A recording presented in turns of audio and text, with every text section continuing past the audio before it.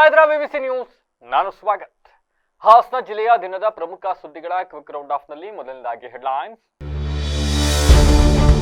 ಹಾವಿನ ಮಾರನಹಳ್ಳಿಯಲ್ಲಿ ಅಕ್ರಮ ಮದ್ಯದ ಹಾವಳಿ, ಸೂಕ್ತ ಕ್ರಮಕ್ಕೆ ಆಗ್ರಹಿಸಿ ಜಿಲ್ಲಾಧಿಕಾರಿ ಕಚೇರಿ ಎದುರು ಪ್ರತಿಭಟನೆ. ವಿವಿಸಿ ವರದಿ ಬಿಗ್ ಇಂಪ್ಯಾಕ್ಟ್, ಸಿದ್ದಯ್ಯ ನಗರದಲ್ಲಿ ಚರಂಡಿ ಕಾಮಗಾರಿ ಪುನರಾರಂಭ, ಬಡಾವಣೆ ನಿವಾಸಿಗಳಲ್ಲಿ ಮಂದಹಾಸ. ಒಳ ಮೀಸಲಾತಿ ಸಮೀಕ್ಷೆ ವರದಿ ಅವೈಜ್ಞಾನಿಕ ಎಂದು ಆರೋಪ, 19 ಸಮುದಾಯಗಳಿಗೆ ಅನ್ಯಾಯ, ಛಲವಾದಿ ಮಹಾಸಭಾದಿಂದ ಜಿಲ್ಲಾಧಿಕಾರಿ ಕಚೇರಿ ಎದುರು ಪ್ರತಿಭಟನೆ. ಅವೈಜ್ಞಾನಿಕ ಹೆದ್ದಾರಿ ಕಾಮಗಾರಿಗೆ ಜನರ ಆಕ್ರೋಶ, NH75 ರಲ್ಲಿ ಸರಣಿ ಅಪಘಾತ, ವಾಹನ ಸವಾರರಲ್ಲಿ ಆತಂಕ.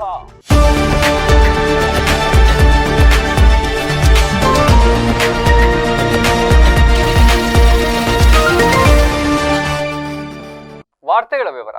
ಹಾವಿನ ಮಾರನಹಳ್ಳಿ ಗ್ರಾಮದಲ್ಲಿ ಅಕ್ರಮ ಮದ್ಯ ಸುಲಭವಾಗಿ ಲಭ್ಯವಾಗ್ತಿರೋದ್ರ ಹಿನ್ನೆಲೆಯಲ್ಲಿ ಪುರುಷರು ಮದ್ಯ ವ್ಯಸನಿಗಳಾಗಿ ಪರಿವರ್ತನೆಗಳಾಗ್ತಾ ಇದ್ದಾರೆ. ಇದರಿಂದ ಕೌಟುಂಬಿಕ ಕಲಹಗಳು ಹೆಚ್ಚಾಗ್ತಾ ಇದ್ದಾವೆ. ಗ್ರಾಮದಲ್ಲಿ ಸಾರ್ವಜನಿಕ ಶಾಂತಿಗೆ ಭಂಗ ಉಂಟಾಗ್ತಾ ಇದೆ ಅಂತ ಪ್ರತಿಭಟನಾಕಾರರು ಆಕ್ರೋಶವನ್ನ ವ್ಯಕ್ತಪಡಿಸಿರ್ತಕ್ಕಂಥದ್ದು.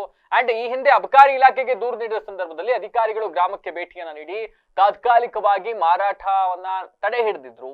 ಆದ್ರೆ ಅವರು ಬಂದು ಹೋದ ಬೆನ್ನಲ್ಲೇ ಮತ್ತೆ ಅಕ್ರಮ ಚಟುವಟಿಕೆಗಳು ಯಥಾಸ್ಥಿತಿಯಲ್ಲಿ ಮುಂದುವರಿತಾ ಇದ್ದಾವೆ ಅಂತ ಮಹಿಳೆಯರು ದೂರಿದ್ದಾರೆ. ಇನ್ನು ಪೊಲೀಸ್ ಇಲಾಖೆಯ ಗಮನಕ್ಕೆ ಈ ವಿಷಯವನ್ನ ತಂದ್ರು ಕೂಡ ಯಾವುದೇ ಶಾಶ್ವತ ಕ್ರಮ ಕೈಗೊಳ್ತಾ ಇಲ್ಲ ಅಂತ ಗ್ರಾಮಸ್ಥರು ಇದೀಗ ಅಸಮಾಧಾನವನ್ನ ಹೊರಹಾಕ್ತಾ ಇರ್ತಕ್ಕಂಥದ್ದು. ಮದ್ಯದ ಅಮಲಿನಲ್ಲಿ ಗ್ರಾಮದಲ್ಲಿ ನಿರಂತರವಾಗಿ ಗಲಾಟೆಗಳು ನಡೀತಾ ಇದ್ದಾವೆ. ಮಹಿಳೆಯರು ಮತ್ತೆ ಮಕ್ಕಳಿಗೆ ರಕ್ಷಣೆ ಇಲ್ಲದಂತಾಗಿದೆ ಅಂತ ಪ್ರತಿಭಟನಾಕಾರರು ಅಳಲನ್ನ ತೋಡಿಕೊಂಡಿದ್ದಾರೆ. ಇನ್ನು ಈ ಅಕ್ರಮ ಜಾಲವನ್ನ ಸಂಪೂರ್ಣವಾಗಿ ಕಿತ್ತೆಸೆದು ಮಾರಾಟಗಾರರ ವಿರುದ್ಧ ಕಠಿಣ ಕಾನೂನು ಕ್ರಮವನ್ನ ಕೈಗೊಳ್ಳುವ ಮೂಲಕ ನಮಗೆ ನ್ಯಾಯವನ್ನ ಒದಗಿಸಬೇಕು ಅಂತ ಜಿಲ್ಲಾಡಳಿತಕ್ಕೆ ಮನವಿಯನ್ನ ಸಲ್ಲಿಸಲಾಗಿದೆ. ಇನ್ನು ಗ್ರಾಮದಲ್ಲಿ ಮದ್ಯಮುಕ್ತ ವಾತಾವರಣ ನಿರ್ಮಾಣವಾದ್ರೆ ನಮ್ಮ ಹೋರಾಟ ಇಲ್ಲಿ ನಿಲ್ಲಿಸ್ತೀವಿ, ಅದು ಆಗ್ಲಿಲ್ಲ ಅಂದ್ರೆ ನಮ್ಮ ಹೋರಾಟವನ್ನ ತೀವ್ರ ಸ್ವರೂಪದಲ್ಲಿ ಮಾಡಬೇಕಾಗುತ್ತೆ ಅಂತಕ್ಕಂಥ ಎಚ್ಚರಿಕೆಯನ್ನು ನೀಡಿದ್ದಾರೆ. ಹಾವಿಮಾರನಹಳ್ಳಿ ಗ್ರಾಮ, ಹಳ್ಳಿಮೈಸೂರು ಹೋಬಳಿ, ಹೊಳೆನರಸೀಪುರ ತಾಲೂಕು. ಅಬಕಾರಿ ಇಲಾಖೆಗೆ ನಾವು ಮದ್ಯಪಾನ ನಿಷೇಧಕ್ಕೆ ಅರ್ಜಿಯನ್ನು ಸಲ್ಲಿಸಿದ್ದು.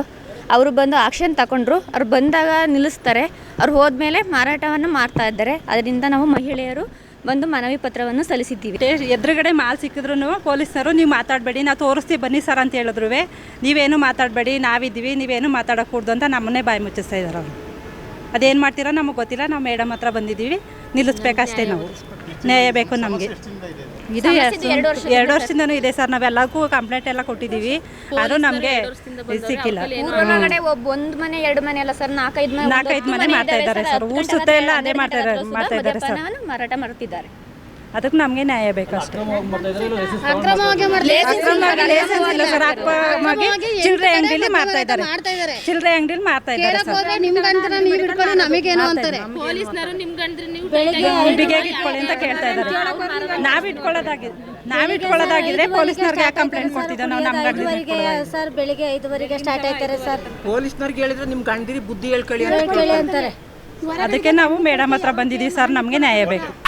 ಹಾಸನ ನಗರದ ಸಿದ್ದಯ್ಯ ನಗರ ಬಡಾವಣೆಯಲ್ಲಿ ಕಳೆದ 1 ವರ್ಷದಿಂದ ಅರ್ಧಕ್ಕೆ ನಿಂತಿದ್ದ ಚರಂಡಿ ಕಾಮಗಾರಿ ಬಗ್ಗೆ ವಿವಿಸಿ ವಾಹಿನಿಯಲ್ಲಿ ನೆನೆ ಸುದ್ದಿಯನ್ನ ಬಿತ್ತರಿಸಲಾಗಿತ್ತು. ವಿಶೇಷ ವರದಿಯನ್ನ ಬಿತ್ತರಿಸಿದ ಬೆನ್ನಲ್ಲೇ ಇದೀಗ ಅಧಿಕಾರಿಗಳು ಜನಪ್ರತಿನಿಧಿಗಳು ಎಚ್ಚೆತ್ತುಕೊಂಡಿದ್ದಾರೆ. ಚರಂಡಿ ನೀರಿನ ದುರ್ನಾತ, ಸಾಂಕ್ರಾಮಿಕ ರೋಗಗಳ ಭೀತಿ ಹಾಗೂ ರಸ್ತೆ ಮಧ್ಯೆ ತೆರೆದಿದ್ದಂತಹ ಚರಂಡಿಯಿಂದ ಉಂಟಾಗಿದ್ದ ಪ್ರಾಣಾಪಾಯದ ಬಗ್ಗೆ ವಿವಿಸಿ ವಾಹಿನಿ ವಿಸ್ತೃತ ವರದಿಯನ್ನ ಪ್ರಸ್ತುತ ಮಾಡಿತ್ತು. ಈ ಸುದ್ದಿಗೆ ತಕ್ಷಣವೇ ಸ್ಪಂದಿಸಿರ್ತಕ್ಕಂಥ ಹಾಸನದ ಜನಪ್ರತಿನಿಧಿಗಳು, ಸ್ಥಳೀಯ ಶಾಸಕರಿಂದ ಮಹಾನಗರ ಪಾಲಿಕೆ ಅಧಿಕಾರಿಗಳವರೆಗೂ ಇಂಜಿನಿಯರ್ಗಳು ಇವತ್ತು ಸ್ಥಳಕ್ಕೆ ಭೇಟಿಯನ್ನ ನೀಡಿದ್ದಾರೆ, ಪರಿಶೀಲನೆಯನ್ನ ನಡೆಸಿದ್ದಾರೆ. ಸುದ್ದಿ ಪ್ರಸಾರವಾದ ಬೆನ್ನಲ್ಲೇ ಸ್ಥಗಿತಗೊಂಡಿದ್ದ ಕಾಮಗಾರಿಗೆ ಮರು ಚಾಲನೆಯನ್ನ ನೀಡಲಾಗಿದೆ. ಮಹಾನಗರ ಪಾಲಿಕೆ ಸಿಬ್ಬಂದಿಗಳ ಮೂಲಕ ಹೂಳೆತ್ತುವ ಹಾಗೂ ಸ್ಲ್ಯಾಬ್ಗಳನ್ನ ಅಳವಡಿಸುವ ಕಾರ್ಯ ಬಿರುಸಿಂದ ಸಾಕ್ತು. ತಮ್ಮ ಸಮಸ್ಯೆಗಳನ್ನ ಸರ್ಕಾರದ ಗಮನಕ್ಕೆ ತಂದು ಪರಿಹಾರ ಕೊಡಿಸಿದ ವಿಬಿಸಿ ನ್ಯೂಸ್ ತಂಡಕ್ಕೆ ಬಡಾವಣೆ ನಿವಾಸಿಗಳು ಕೃತಜ್ಞತೆಯನ್ನು ಸಲ್ಲಿಸಿದ್ದಾರೆ. History at the end of the day, ನಮ್ಮ ನಿಲುವು, ನಮ್ಮ ವರದಿಗಾರಿಕೆ, ನಮ್ಮ ಏನೇ ವಿಷನ್ ಇದ್ರೂ ಕೂಡ ಅದು at the end of the day ಜನರಿಗೆ ಉಪಯೋಗ ಆಗಬೇಕು ಅಂತ ಅಷ್ಟೇ. ಅದನ್ನು ಹೊರತುಪಡಿಸಿ ನಮ್ದು ಬೇರೆ ಉದ್ದೇಶ ಇಲ್ಲ. ಯಾವ ಅಧಿಕಾರಿಗಳು, ಯಾವ ಜನಪ್ರತಿನಿಧಿಗಳು ಈ ಸುದ್ದಿಯನ್ನ ನೋಡಿ, ಈ ಸುದ್ದಿಗೆ ಸ್ಪಂದಿಸಿ ಜನರ ಪರವಾಗಿ ನಿಂತು ಅಲ್ಲಿ ಕೆಲಸವನ್ನ ಮಾಡಿಸ್ತಾ ಇದ್ದೀರೋ ಎಲ್ಲರಿಗೂ ಕೂಡ ವಿಬಿಸಿ ವಾಹಿನಿಯ ಪರವಾಗಿಯೂ ಕೂಡ ಅನಂತ ಧನ್ಯವಾದಗಳು. ನಿನ್ನೆ ವಿವಿಸಿ ಚಾನಲಿಂದ ಬಂದು ಎಲ್ಲ ರಿಕವರಿ ಮಾಡಿದ್ದಕ್ಕೆ ಇವಾಗೆಲ್ಲ ಬಂದು ಕ್ಲೀನ್ ಮಾಡ್ತಿದ್ದಾರೆ. ಅದನ್ನು ಅದೇ ಥರ ಒಂದು ಸ್ವಲ್ಪ ನಮಗೂ ಇದೆಲ್ಲ ಫುಲ್ ಮುಗಿಸ್ಕೊಟ್ಬಿಟ್ರೆ ನಮಗೂ ಸ್ವಲ್ಪ ಅನುಕೂಲ ಆಗುತ್ತೆ. ಗಾಡಿಗಳೆಲ್ಲ ಬರೋಕ್ಕಾಗಲ್ಲ, ಸಣ್ಣ ಚಿಕ್ಕ ಚಿಕ್ಕ ಮಕ್ಕಳಿದ್ದಾವೆ, ಬೇಗ ಮುಗಿಸ್ಕೊಟ್ರೆ ಒಳ್ಳೆಯದಾಗುತ್ತೆ. ಎಷ್ಟೊಂದಿಂದ ಕೆಲಸ ಮಾಡ್ತಾರೆ ಬಂದು? ಇವಾಗೊಂದು 2 ವಾರ ಆಯಿತು ಬಂದು ಮಾಡ್ತಿದ್ದಾರೆ. ಏನು ನೆನ್ನೆ ಹಿಂಗಾಗಿತ್ತು, ಸುದ್ದಿ ವರದಿ ಆಗಿತ್ತು, ಈಗ ಅಧಿಕಾರಿಗಳು ಬಂದಿದ್ದಕ್ಕೆ ಏನು ಹೇಳ್ತೀರಿ? ಸರ್ ನಿನ್ನೆ ಸಂಜೆ ಮಧ್ಯಾಹ್ನ ಒಂದು 2 ಗಂಟೆಗೆ ಬಂದು VVC ನ್ಯೂಸ್ ಅವ್ರಿಗೆ ಕಂಪ್ಲೇಂಟ್ ಮಾಡಿದ್ವಿ. ಮಧ್ಯಾಹ್ನ ಮಾಡಿಸಿ ಸಂಜೆ ನ್ಯೂಸಲ್ಲಿ ಹಾಕಿದ ತಕ್ಷಣವೇ ಬೆಳಗ್ಗೆನೇ 8:09 ಗಂಟೆಗೆ ಬಂದು ಆಲ್ರೆಡಿ ಕ್ಲೀನ್ ಮಾಡ್ತಿದ್ದಾರೆ. ಆಲ್ರೆಡಿ ನಾವು ತುಂಬ ಸರಿ ಮಹಾನಗರ ಪಾಲಿಕೆ ಕಂಪ್ಲೇಂಟ್ ಮಾಡಿದ್ದೀವಿ, ಯಾರೂ ರೆಸ್ಪಾನ್ಸ್ ಮಾಡಿರಲಿಲ್ಲ. VVC ನ್ಯೂಸ್ ಅವ್ರಿಗೆ ಕಂಪ್ಲೇಂಟ್ ಮಾಡಿರೋದಕ್ಕೆ 24 ಅವರ್ಸಲ್ಲಿ ಬಂದು ಆ್ಯಕ್ಷನ್ ತಗೊಂಡು ಆಲ್ರೆಡಿ ಕೆಲಸ ಮಾಡ್ತಿದ್ದಾರೆ ನೋಡಿ ಎಲ್ಲ. ಆಗ ಮೇಡಮ್ಗಾಗಲಿ, ಇಂಜಿನಿಯರ್ ಮೇಡಮ್ಗಾಗಲಿ, ಕಾಂಟ್ರಾಕ್ಟರ್ಗಾಗಲಿ ಬೇಗ ಕೆಲಸ ಮುಗಿಸ್ಕೊಡಿ. ಆಗಲಿ ವಯಸ್ಸಾಗಿರೋಲ್ಲ ತುಂಬ ಓಡಾಡ್ತಿದ್ದಾರೆ, ಓಡಾಡೋಕ್ಕಾಗ್ತಿಲ್ಲ, ಮಕ್ಕಳುಗಳೆಲ್ಲ ಬೀಳ್ತಿದ್ದಾರೆ, ತುಂಬ ಪ್ರಾಬ್ಲಮ್ ಆಗಿದೆ. 6-7 ತಿಂಗಳಾಗಿದೆ, ಮ್ಯಾಕ್ಸಿಮಮ್ 1 ವರ್ಷ ಹತ್ತಿರ ಆಗಿದೆ. 1 ವರ್ಷ ಹತ್ತಿರ ಆಗಿದೆ. ಒಂದು ಕೆಲಸ ಮಾಡೋಕ್ಕೆ 7-7 ತಿಂಗಳು 8-8 ತಿಂಗಳು ತಗೊಂಡ್ರೆ ಹೆಂಗೆ ಓಡಾಡೋಕ್ಕಾಗತ್ತೆ? ರೋಡಲ್ಲಿ ಇರೋರನ್ನ ಆಗಲ್ಲ. ಕೌನ್ಸಿಲರ್ ಬಂದಿದ್ದರು, ನಾಳೆ ಬಂದು ಒಂದು 3 ದಿನದಲ್ಲಿ ಮುಗಿಸ್ಬಿಟ್ಟು ಮಾಡಿಸ್ಕೊಡ್ತೀನಿ ಅಂತ ಹೇಳಿದ್ದಾರೆ. ಆದಷ್ಟು ಬೇಗ ಮಾಡಿಸ್ಕೊಡಿ, ನಮಗೂ ಈಸಿ ಆಗುತ್ತೆ ಎಲ್ಲನೂ. ಮತ್ತೆ ಇದೇ ಥರ ಇನ್ನೊಂದ್ಸರಿ ಯಾವುದೇ ಕಂಪ್ಲೇಂಟ್ ಆಗಲಿ ಏನು ಮಾಡೋಕ್ಕೋಗಲ್ಲ. ಮತ್ತೆ ಈಗ ಮಾಡಿಸ್ಲಿಲ್ಲ ಅಂದರೆ ಇನ್ನೂ ಹೈಯರ್ಗೆ ಹೋಗಿ ಕಂಪ್ಲೇಂಟ್ ಮಾಡ್ಬಿಟ್ಟು ಸರ್ ಅಷ್ಟೇ. ಕರ್ನಾಟಕ ರಾಜ್ಯ ಪರಿಶಿಷ್ಟ ಜಾತಿಯ 101 ಪಂಗಡಗಳ ಶಿಕ್ಷಣ ಮತ್ತೆ ಉದ್ಯೋಗಕ್ಕೆ ಸಂಬಂಧಿಸಿದ ನಿವೃತ್ತ ನ್ಯಾಯಮೂರ್ತಿ ನಾಗಮೋಹನ್ ದಾಸ್ ಅವರು ಸಲ್ಲಿಸಿರ್ತಕ್ಕಂಥ ಒಳ ಮೀಸಲಾತಿ ಸಮೀಕ್ಷೆ ವರದಿಯು ಅವೈಜ್ಞಾನಿಕವಾಗಿದೆ ಅಂತ ಹೇಳಿ ಛಲವಾದಿ ಮಹಾಸಭಾದಿಂದ ಜಿಲ್ಲಾಧಿಕಾರಿ ಕಚೇರಿ ಎದುರು ಪ್ರತಿಭಟನೆಯನ್ನ ಮಾಡಿ ಮನವಿಯನ್ನು ಸಲ್ಲಿಸಲಾಯಿತು. ಇನ್ನು ಈ ಸಂದರ್ಭದಲ್ಲಿ ಪ್ರತಿಭಟನಾಕಾರರು ಮಾತನಾಡಿ, ಇದರಿಂದ ಮೂಲ ನಿವಾಸಿಗಳಾದ ಆದಿ ದ್ರಾವಿಡ, ಆದಿ ಕರ್ನಾಟಕ ಮತ್ತೆ ಆದಿ ಆಂಧ್ರ ಸೇರಿದಂತೆ ಒಟ್ಟು 19 ಸಮುದಾಯಗಳಿಗೆ ಸಾಮಾಜಿಕ ಮತ್ತು ಶೈಕ್ಷಣಿಕವಾಗಿ ಅನ್ಯಾಯವಾಗ್ತಾ ಇದೆ.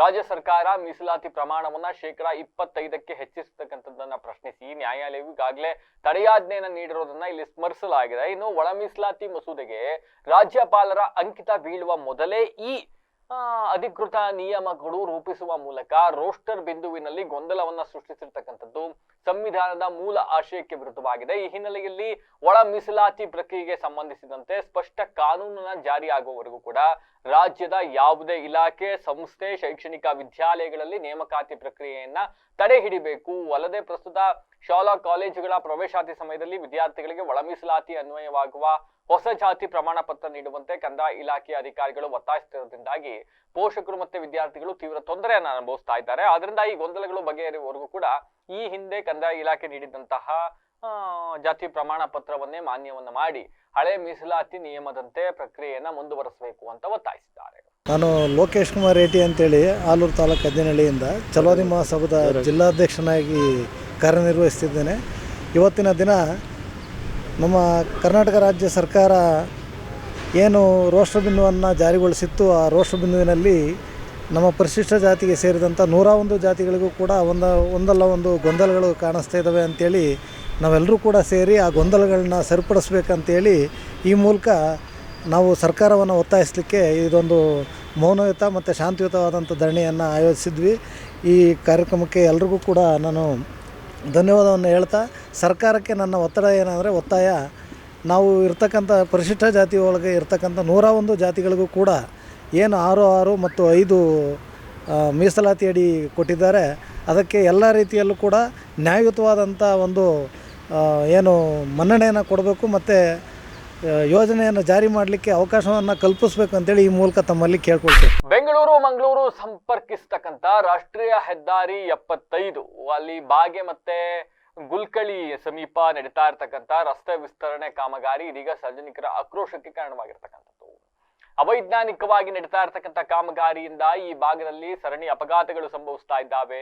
ಪ್ರಯಾಣಿಕರು ಜೀವ ಭಯದಲ್ಲಿ ಸಂಚರಿಸುವಂತ ಅನಿವಾರ್ಯತೆ ನಿರ್ಮಾಣವಾಗಿದೆ. ಇತ್ತೀಚೆಗೆ ಗುಳಗಳಲ್ಲೇ ಬಾಗೆ ಮಧ್ಯ ಟ್ರ್ಯಾಕ್ಟರ್ ಮತ್ತೆ ಟಿಪ್ಪರ್ ಲಾರಿ ನಡುವೆ ಸಂಭವಿಸಿದ ಭೀಕರ ಅಪಘಾತಕ್ಕೆ ರಸ್ತೆ ಕಾಮಗಾರಿಯಲ್ಲಿನ ಲೋಪಗಳೇ ನೇರ ಕಾರಣ ಅಂತ ಮಲೆನಾಡು ರಕ್ಷಣಾ ಸೇನೆ ಜಿಲ್ಲಾ ಉಪಾಧ್ಯಕ್ಷ ನಾಗೇಂದ್ರ ಹೊಸಕೊಪ್ಲು ತೀವ್ರ ಅಸಮಾಧಾನವನ್ನ ವ್ಯಕ್ತಪಡಿಸಿದ್ದಾರೆ. ಇನ್ನು ಈ ಭಾಗದಲ್ಲಿ ರಸ್ತೆ ವಿಸ್ತರಣೆ ನಡೀತಾ ಇದ್ರು ಕೂಡ ವಾಹನ ಸವಾರರಿಗೆ ಎಚ್ಚರಿಕೆ ನೀಡತಕ್ಕಂಥ ಸೂಚನಾ ಫಲಕಗಳಾಗಿರಬಹುದು ಯಾವುದೂ ಕೂಡ ಇಲ್ಲಾಗಿಲ್ಲ. ಇನ್ನು ವೇಗ ನಿಯಂತ್ರಣಕ್ಕೆ ಅಗತ್ಯವಾದ ಸ್ಪೀಡ್ ಬ್ರೇಕರ್ ಅಥವಾ ಸಿಗ್ನಲ್ಗಳ ವ್ಯವಸ್ಥೆ ಕೂಡ ಇಲ್ಲದಿರುವುದರಿಂದಾಗಿ ಈ ಅಪಘಾತಗಳಿಗೆ ಪ್ರಮುಖ ಕಾರಣ ಆಗಿದೆ ಇದು ಅಂತ ಅವರು ಅಸಮಾಧಾನವನ್ನು ವ್ಯಕ್ತಪಡಿಸಿದ್ರು. ಇನ್ನು ಕಾಮಗಾರಿಯ ವಿಳಂಬ ಮತ್ತೆ ಅಸಮರ್ಪಕ ನಿರ್ವಹಣೆಯಿಂದಾಗಿ ಮಳೆಗಾಲದಲ್ಲಿ ಭೂಕುಸಿತ ಭೀತಿಯು ಕೂಡ ಹೆಚ್ಚಾಗಿದೆ ಅಂತ ಹೇಳಿದ್ರು. ಆಯ್ತು, ಅಧಿಕಾರಿಗಳ ನಿರ್ಲಕ್ಷ್ಯದಿಂದ ಅಮಾಯಕ ಜೀವಗಳು ಬಲಿಯಾಗ್ತಾ ಇದ್ದಾವೆ. ಸಂಬಂಧಪಟ್ಟ ಅಧಿಕಾರಿಗಳು ತಕ್ಷಣ ಎಚ್ಚೆತ್ತುಕಬೇಕು, ಈ ಭಾಗದಲ್ಲಿ ಸುರಕ್ಷಿತ ಕ್ರಮವನ್ನು ಕೈಗೊಳ್ಳಬೇಕು ಅಂತ ಹೇಳಿ ಈ ಸಂದರ್ಭದಲ್ಲಿ ಆಗ್ರಹಿಸಿದ್ದಾರೆ. ಇನ್ನು ಹೆದ್ದಾರಿ ಕಾಮಗಾರಿಯ ರಾಷ್ಟ್ರೀಯ ಹೆದ್ದಾರಿ ಪ್ರಾಧಿಕಾರದ ಅಧೀನದಲ್ಲಿ ನಡೀತಾ ಇದೆ. ಸ್ಥಳೀಯ ಪೊಲೀಸ್ ಇಲಾಖೆ ಹಾಗೂ ಜಿಲ್ಲಾಡಳಿತ ಮೇಲ್ವಿಚಾರಣೆ ನಡೆಸಬೇಕಾಗಿದೆ. ಸ್ಥಳೀಯರು ಈ ಬಗ್ಗೆ ನಿರಂತರವಾಗಿ ಆಕ್ರೋಶ ವ್ಯಕ್ತಪಡಿಸಿದ್ರು ಕೂಡ ಸಂಬಂಧಪಟ್ಟವರು ಮಾತ್ರ ಎಚ್ಚೆತ್ತುತ್ತಾ ಇಲ್ಲ ಅಂತ ಬೇಸರವನ್ನು ವ್ಯಕ್ತಪಡಿಸಿದ್ದಾರೆ. ಈಗ ಮತ್ತೊಮ್ಮೆ ಹೆಡ್ಲೈನ್ಸ್. ಹಾವಿನ ಮಾರನಹಳ್ಳಿಯಲ್ಲಿ ಅಕ್ರಮ ಮದ್ಯದ ಹಾವಳಿ, ಸೂಕ್ತ ಕ್ರಮಕ್ಕೆ ಆಗ್ರಹಿಸಿ ಜಿಲ್ಲಾಧಿಕಾರಿ ಕಚೇರಿ ಎದುರು ಪ್ರತಿಭಟನೆ. ವಿವಿಸಿ ವರದಿ ಬಿಗ್ ಇಂಪ್ಯಾಕ್ಟ್, ಸಿದ್ದಯ್ಯ ನಗರದಲ್ಲಿ ಚರಂಡಿ ಕಾಮಗಾರಿ ಪುನರಾರಂಭ, ಬಡಾವಣೆ ನಿವಾಸಿಗಳಲ್ಲಿ ಮಂದಹಾಸ. ಒಳ ಮೀಸಲಾತಿ ಸಮೀಕ್ಷೆ ವರದಿ ಅವೈಜ್ಞಾನಿಕ ಎಂದು ಆರೋಪ, 19 ಸಮುದಾಯಗಳಿಗೆ ಅನ್ಯಾಯ, ಛಲವಾದಿ ಮಹಾಸಭಾದಿಂದ ಜಿಲ್ಲಾಧಿಕಾರಿ ಕಚೇರಿ ಎದುರು ಪ್ರತಿಭಟನೆ. ಅವೈಜ್ಞಾನಿಕ ಹೆದ್ದಾರಿ ಕಾಮಗಾರಿಗೆ ಜನರ ಆಕ್ರೋಶ, NH75 ರಲ್ಲಿ ಸರಣಿ ಅಪಘಾತ, ವಾಹನ ಸವಾರರಲ್ಲಿ ಆತಂಕ. ಇದಾಗಿ ಸುದ್ದಿನ ವಿಶೇಷ ನಿರಂತರ ಸುದ್ದಿಗಾಗಿ ನೋಡ್ತಾ ಇರಿ ವಿವಿಸಿ ಟಿವಿ, ಸತ್ಯದ ಕಡೆ ನಮಸ್ಕಾರ.